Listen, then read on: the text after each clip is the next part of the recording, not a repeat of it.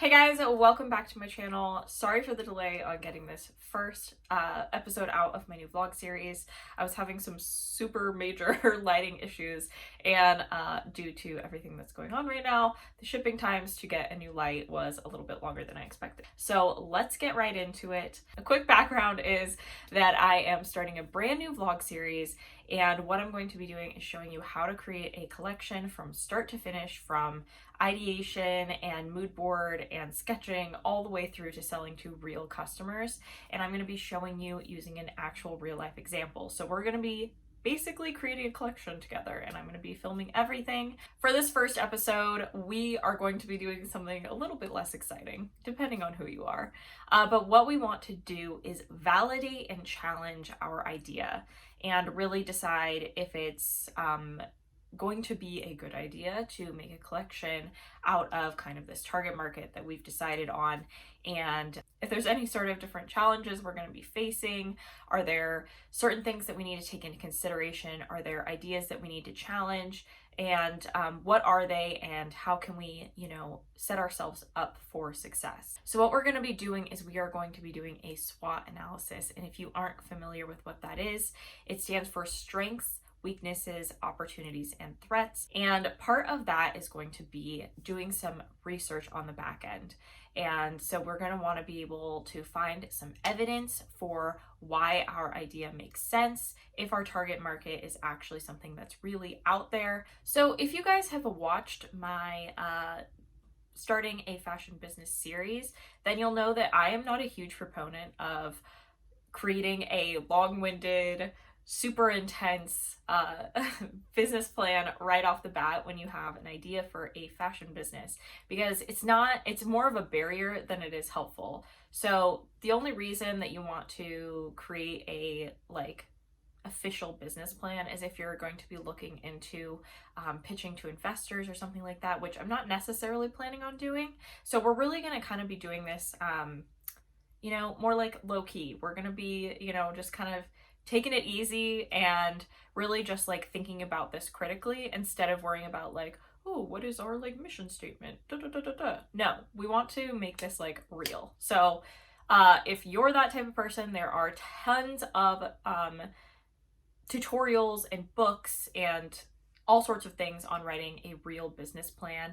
But I'm going to be doing sort of the quick and dirty and just really finding out if this is even a good idea to start off with, because that's most important. And we don't want to be have any barriers in going into and starting a new business. So I don't want to spend 4 weeks coming up with a business plan and then decide that it's not going to work. So quick and dirty, let's do it. We're going to start off with our SWOT analysis, and we're going to be thinking about this really critically. So what I like to do, instead of setting up my SWOT analysis in the 4 quadrants first, I like to just kind of list out my concerns, my ideas, and then categorize from there, and then go in and find more research that is going to sort of validate and challenge those ideas.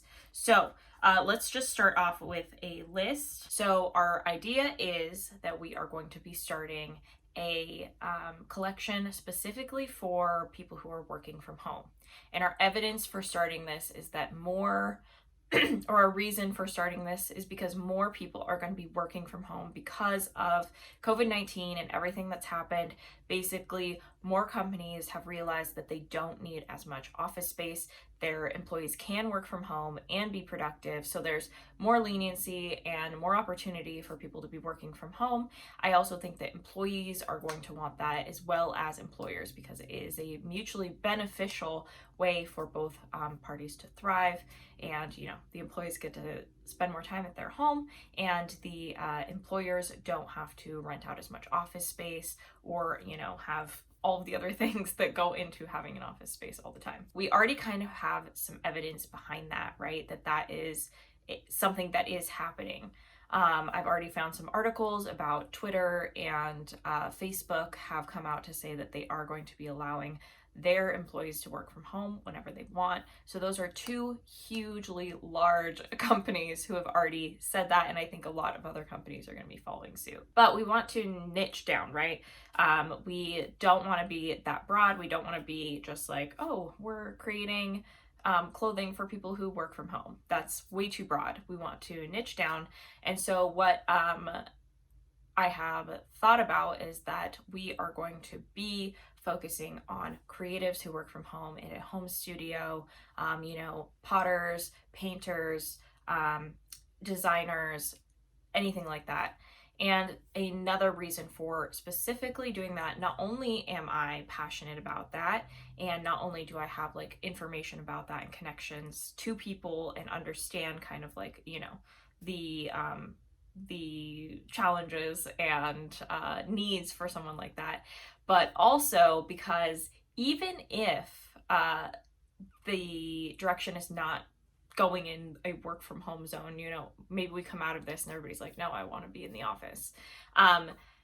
Those people will still be the ones that are working from home, right? Maybe they own a small business or they can't afford to rent an office space. So we have kind of like that solidifying factor of these are people who have a home-based business or a studio-based business and are going to be working from home.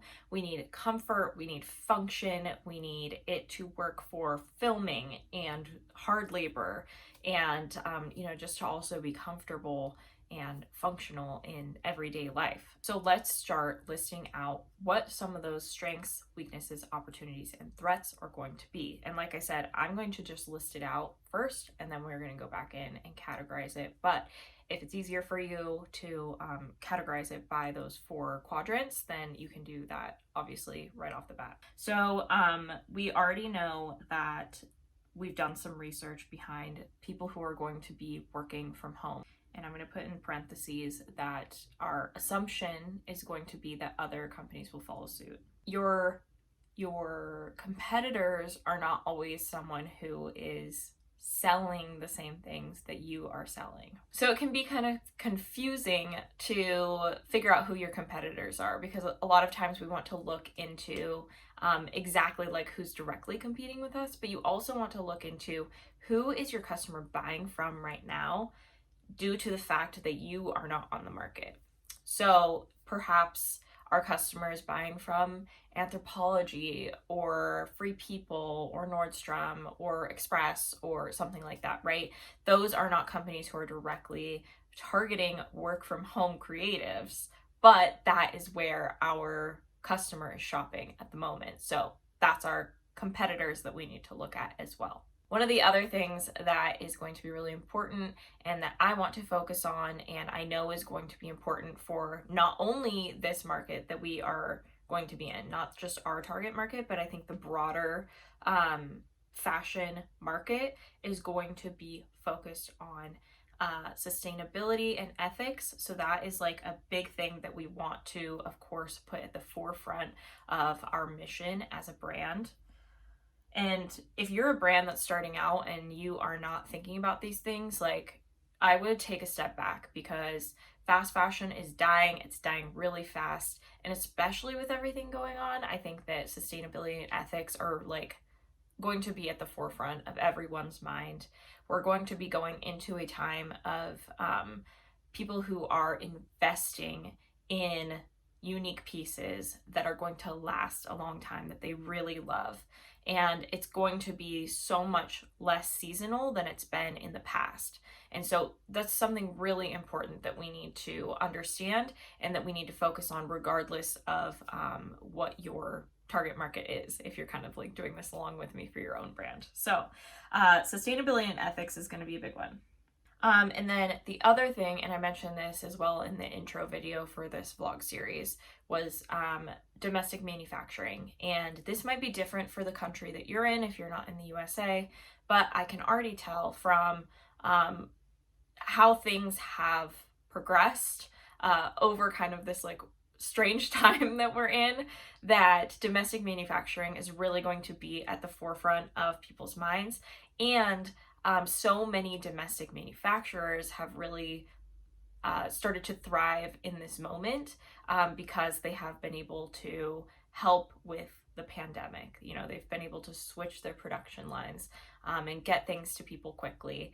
And so I think that, not that that may necessarily happen again even in our lifetime, but I think that the value of that has become something that's really important to customers. So it's really about the speed and quality of domestic manufacturing. So that's something else that I'm going to put down. Some of the other things that might be strength for us is that there are not a ton of other work from home based, creative based collections out there. You know, I started this idea by first looking for something for myself because I am a creative based business, and I was looking kind of for a collection that was focused on that with, you know, some unique features to it, and I wasn't able to find anything like that. So I think that's going to be one of our biggest strengths, is that there isn't anything really like this out on the market.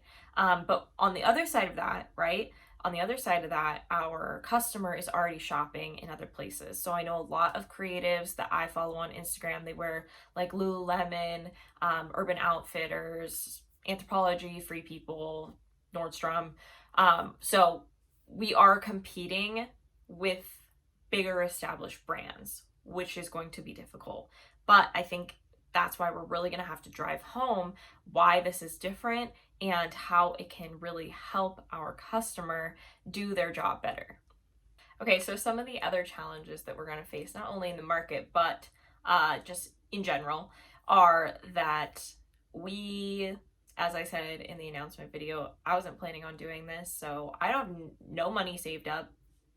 I have no factory that I've been talking to. I don't have a designer.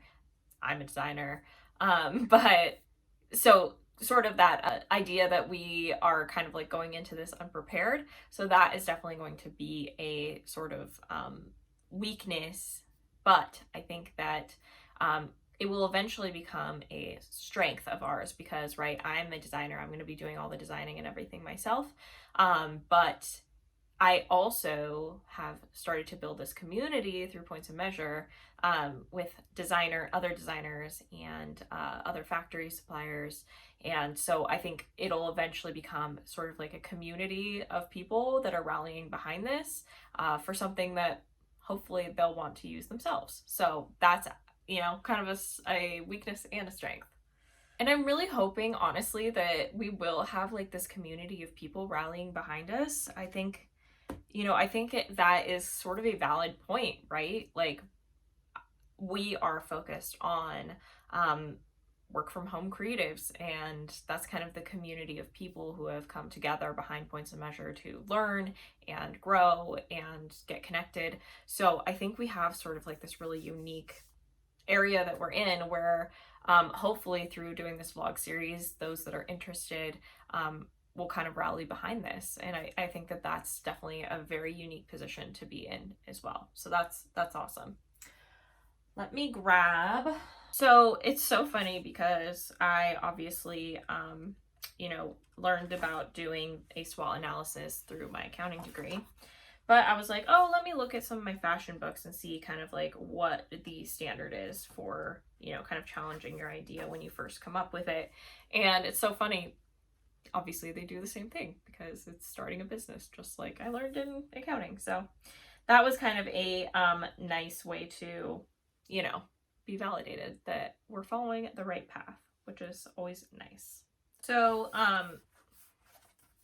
if you're looking for a book about fashion business, definitely recommend the Fashion Business Manual from Fashionary. It's more visual, so I think it's good for creatives, but there probably are some other books that I would recommend if you really want to like get in depth, but they have this like really great, just like 1-2 page thing about analyzing your fashion business and analyzing your competitors and building a SWOT analysis. So I think it's like a good jumping off point, right? So this gives you kind of like, okay, here's what I need to do, but you might need to like go in and do some more research about how to do a SWOT analysis or like how to analyze your business just, through a simple Google search, which is always easy.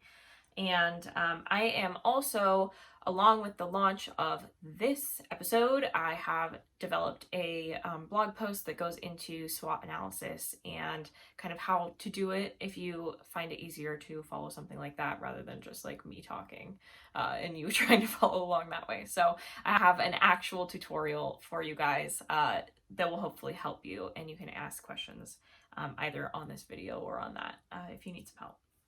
So I'm just going to look through this really quick and just make sure we've kind of, talked about all of the strengths, weaknesses, opportunities, and threats that are facing our business. And honestly, like as we go through this, you might, or as you go through your own, you might come up with them as you go, right? As we get into the further parts of this process, and that is totally fine. Like this is not a set in stone thing, and it can definitely morph and change as time goes on. So I guess some of the other things that we need to determine. So we're going to be online only. We're going to be direct to customer, online only. Which I would say doing direct to consumer is definitely a big strength right now, especially with kind of how everything's going. But I am not opposed to selling like through a retailer. So if we get to a point, and honestly, like this would probably be later on, probably after, I've launched the first collection, if I decide to continue to do this. If a, bigger like department store or something wants to pick it up and it, goes to that point, I'm not opposed to doing that, but I am definitely not considering doing a brick and mortar. I don't think it's worth the price, and it's been shown time and time again that doing online and direct to consumer is easier, more people can find you. As long as you're doing like free returns, I think it totally makes sense. And that way you're not spending a ton of money on a store when you don't necessarily need it. Some of the other things that this talks about is like, do we have a advantage in geographical location?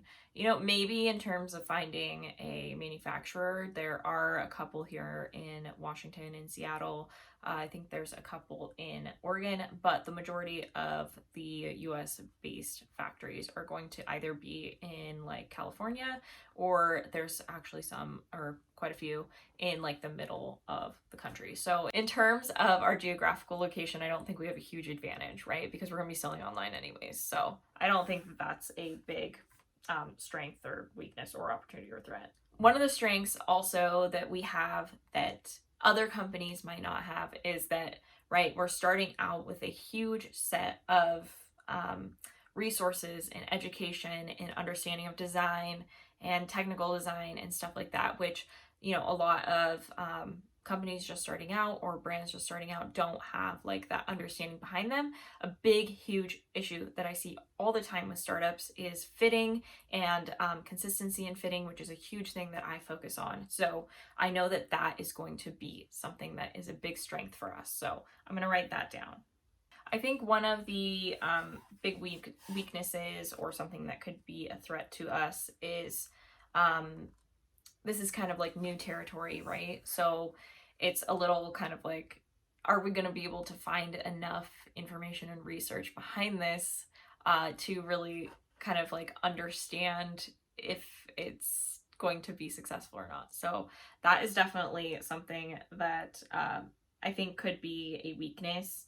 And I think another is that I have not personally started on my own. I've definitely helped like clients and stuff start a ready-to-wear business, but I specialize in more technical garments and couture. So I think that that will definitely be something that is sort of like a weakness that we really need to make sure we're paying attention to. Another weakness I think is going to be price point. If we're focused on ethics, sustainability, and domestic manufacturing, our selling price is probably going to be relatively high for what it is. And we need to keep in mind that our target customer is a work from home creative who may or may not be making, a ton of money. But I'm hoping with what we create, we're creating some base quality functional pieces. So maybe our customers are only buying one piece at a time and they're saving up, for those pieces because they're really specific and niche down and are going to be something that, is really valuable to them and that they can invest in. And it talks about, is there like other events and stuff like that we can leverage off of, just based on kind of the kind of what we've just gone through with COVID-19, and kind of right now during the filming of this, we're seeing another spike in cases, as far as what I've seen. And so I'm not going to count on any events or anything like that we can leverage off of, but I want to really be sure that we pay attention to some opportunities that could possibly come up, because I have seen a lot of like almost like fairs or like trade show type things that have been completely digital, so that could be a good way for us to kind of get in the brain space of creatives. So that's something to keep in mind. I don't even know if I'm going to write that one down though. Another trend that I have seen, and it's actually been around for quite some time, but I'm now seeing it become more mainstream, and it's definitely getting into the like, I'm focused on it more, is 3D modeling, for which you guys have probably seen for fashion. It's a really amazing technology in terms of being able to fit and sample without having to actually do any physical fitting or sampling. The technology wasn't quite there for a really long time. Now I think we're to a point where it actually is starting to make more sense and will actually save brands a ton of money. So I'm hoping that we don't need to transition into 3D modeling right away. I'm open to it, but in terms of trying to get this off the ground, I haven't learned how to do that. So I don't want to have to learn an entire new skill in order to start this brand, which I don't think we're quite there. But I'm definitely open to the idea if it's going to save us money, especially because we are not necessarily financially prepared to be going in and starting a collection. But you know what? We're going to figure it out. And that's the realness of starting this with an actual real life example. All right, so then I want to go and do some more research. I'll probably film it separately from this on kind of like the trend for work from home. If there's like, and kind of like researching what kind of things people are going to be needing for their garments, like what are the specific technical abilities and unique pieces and stuff that are going to be helpful for these different types of creatives. And then we also need to research and analyze our competitors. So we need to kind of understand where our customer is buying from right now. I talked about this a little bit, like Lululemon, Anthropologie, and how much they're spending on those pieces, right? So if they're buying from Lululemon, I mean, we can probably like compete with those prices because Lululemon's pretty expensive. But if there's, even Urban Outfitters and like Anthropologie can be, it just kind of depends. So we're going to have to do some more research on that. And there's a difference between direct competition and indirect competition, which we'll get into.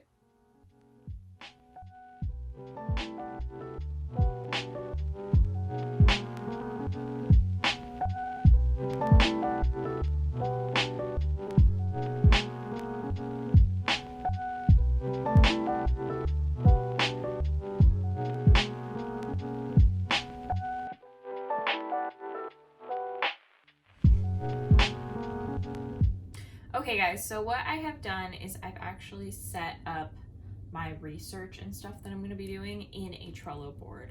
And if you've been following me on Instagram, you know that recently I started using Trello and I'm super obsessed with it. I'm not sponsored by them or anything like that, and it's totally free to use. It's just more of a visual like project management tool or list making tool or however you want to use it, versus like some other programs that I've used before, like Asana and stuff. It's definitely like a more visual platform, which I really enjoy.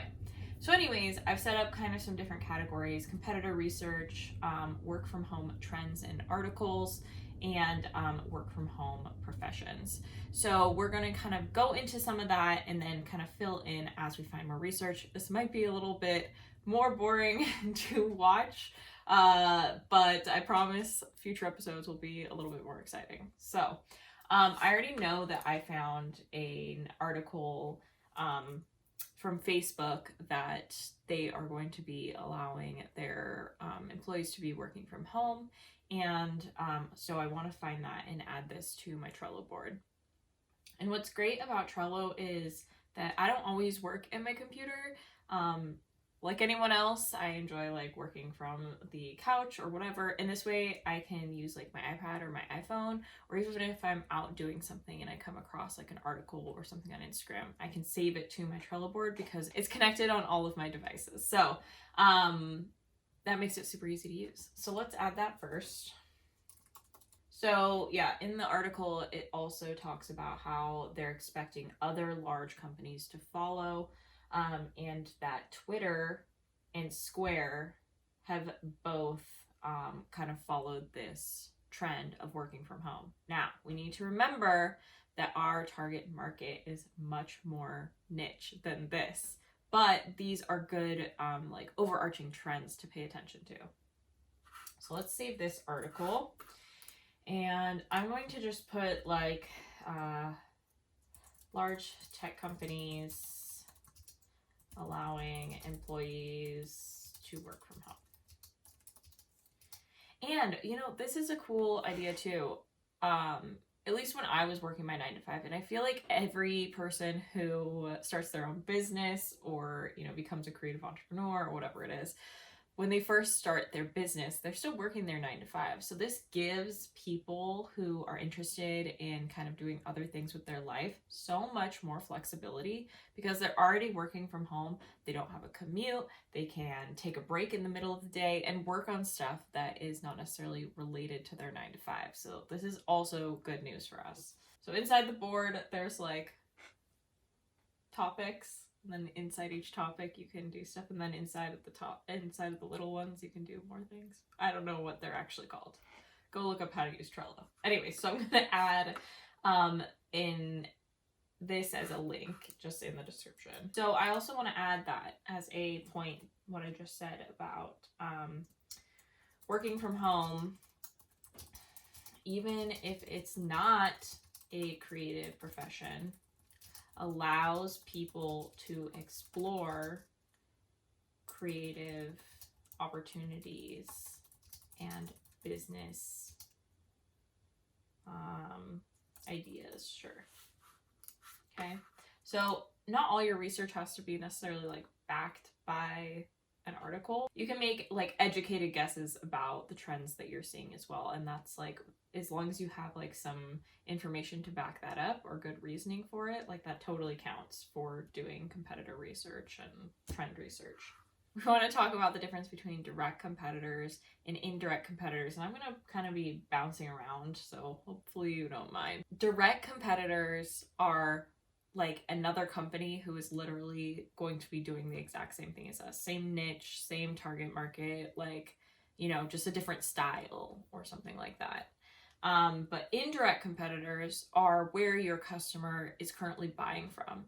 So like I said before, I haven't been able to find like a company that's specifically targeting work from home creatives, but that doesn't mean they don't exist. So that would be like a direct competitor. But we know, so like anybody that our target market is shopping from right now is an indirect competitor. So we need to pay attention to both those things, kind of like what's their price point, you know, what type of items are they buying, is there like a certain aesthetic that they're paying attention to that they like? Are there certain things about what they're buying that aren't working for them or that are working for them, and how can we compete with that? Look at this. So now people are starting to catch on. Since I last did research was when I first came up with this idea. Everyone is focused now on this. So they're going to be putting that in their titles, even if their collection isn't necessarily like just for work from home, but because it will be SEO rich and that's what people are searching for. So let's see what this first one that came up. MM Lafleur, the Back to Business capsule. Okay, so this could be definitely like a competitor. This is much more like business focused, whereas we are going to be, look, they have a luxury loungewear capsule. We're going to be focused on more like comfort and, right, like I was saying, like very focused on creative entrepreneurs and kind of like pieces that function for them. But this is a good one to keep in mind. So let's add this, and we just want to like write down a few things about them, right? We don't want to spend a ton of time on like diving deep into who they are, but just like some initial things that we can kind of understand about their brand and how it's different and similar and how we can compete with them. So I would say they are having like a sort of like a work from home capsule collection focused on comfort, but they are more professional. Okay, so I do want to just look at a few things. Let's go down to their loungewear capsule because that's closer. Cigarette pant. It's like $195. Sweater. It's $190. And they have a top for $145. I could definitely see our target market looking at a brand like this though. Okay. So we already know, just from me doing a search, I'm going to make this another list. SEO titles or SEO keywords. And we can verify this with our Google tool, which we can get into all that later. But I'm just going to start writing out some of them, right? Okay, work from home outfits. It looks like Who What Wear has a blog about the 5 best work from home outfit ideas. If you don't know who that is, Danielle Bernstein, she's an amazing female entrepreneur. Go check her out. But I'm definitely gonna look at that because I know a lot of our customers are following her and probably looking to her as inspiration and stuff. Okay, so let's see. This is like a little more dressed down, I think, and a little more, that's like a little casual. Let's see. Marie Claire has one. Let's check this out. Tie-dye sweatpants. I talked about this in my last blog post. Okay, so this is kind of like, we're looking for the middle ground between these things, okay? This is a little bit closer. A button up with some leggings. A bathrobe. I don't know about that. I'm gonna add this though as a, let's do like work from home outfits blog posts. Okay, but this is good to know, right? People are already writing blog posts about this. We could be featured in some of these blog posts. Like, this is good. So these are like, that's kind of the thing to keep in mind as you're doing some of this stuff. How can we leverage what other people are doing, saying, the trends that are going around? Like, maybe we could be featured on Who What Wear as a work from home company that focuses on creative entrepreneurs or whatever. So that's definitely something to pay attention to. Perfect. Forbes article. Here are the companies leading the work from home revolution. This is exactly what we need. Okay, Twitter, Square, we already knew that. Facebook, we already knew that. 77% of the workforce say they want to continue to work from home. Shopify, Coinbase, Upwork, Lambda schools, and others have also permitted their people to work from home. Google, Microsoft, Morgan Stanley, JP Morgan, Capital One, Zillow, Slack, Amazon, PayPal, and Salesforce have extended their work from home options. Like, guys, this is crazy. And some companies kind of taking a more middle ground approach. But regardless, right, these are good articles to see that trend isn't just going to be for like big tech companies, right? It's going to start to go into all different areas. And the employees from these companies, Microsoft, huge amount of people, Amazon, huge amount of people, will be focused on, some of them will be focused on starting their own businesses or doing more pottery at home or more painting or whatever, right? So we have a really targeted niche market that can go into larger areas, right? So just like Lululemon was focused on, you know, people doing yoga, but now everyone owns, not everyone, a lot of people own yoga pants, whether they're Lululemon or not. You know, it's become a large part of our society and kind of how our society dresses.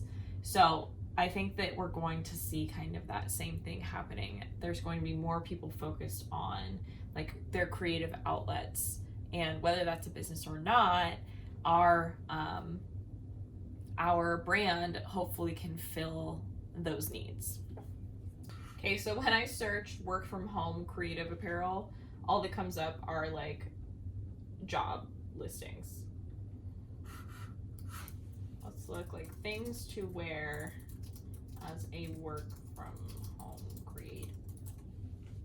And it's coming up with a bunch of the same articles that we already found about work from home outfits. So this might be interesting as far as like research for specific styles. Because it's kind of talking about the like science behind color and like how to dress for your mood. So right, these would be all the like clothes that they're linking in these articles would be indirect competitors. So Topshop, H&M, Everlane, Madewell. You know, there's a bunch of Zella. There's a bunch of brands that we are. Let's do this as a indirect competitors. I was really hoping that we wouldn't have to do a legging because I think there's so much competition around leggings. You know, there's already so many companies who have like figured out the perfect legging that I really don't want to do that. But I'm wondering if, well, that's not necessarily true, that we would have to do it because then our customer can, you know, pair what we are creating with their leggings. But perhaps there is an idea somewhere in there for creating a legging that has like some more function in it for working from home. I don't know, an idea. So as far as finding direct competitors, I've only found that MM LaFleur, which again wasn't like the exact same thing. It was like focused on people who were working from home, I guess, to some degree. But I think it's also could have been stuff that you would wear to the office too. So there's at least one, but that's a good, this is good research because it's showing us there's all these people looking for work from home outfits. There's all these like blogs that are talking about work from home outfits and different things you can wear. And there's only one company that we can find that's actually like directly targeting work from home people. So see, there's a disconnect there. There should be a ton of brands who are specifically targeting work from home because there's all of this attention on those keywords and those ideas as like from blog posts and, you know, magazines and whatever. So we are validating our idea, which is great. Challenging and validating our idea. So the last thing that I want to do, at least in this video, is go through and make a list of what those professions are that we are possibly going to be targeting. So we can start without even doing any research. So pottery, I think we decided it was a potter. Maybe like potter, ceramics, painting, art, graphic design, fashion design, pattern making, sample making, or even just like seamstresses, you know, people who are even making their own clothes from home. And what are some, let's look up what are like creative professions you can do from home. And like, I feel like even like there's so many cool brands that like literally all they do is make like enamel pins or stickers or something like that. Maybe we can kind of group that in with like the graphic design. Not sure. Maybe like education, so like an art teacher, or even someone like, you know, a design teacher or something. That could be one. That's good. Interior design, artist, designer, art director, photographer. That's a good one. Photographer. Animator. That's probably a good one. Yeah, illustrator. I guess we can put that as a separate. Floral designer, I know, is a big one. Okay, so I think that's a good list of kind of what our main people would be.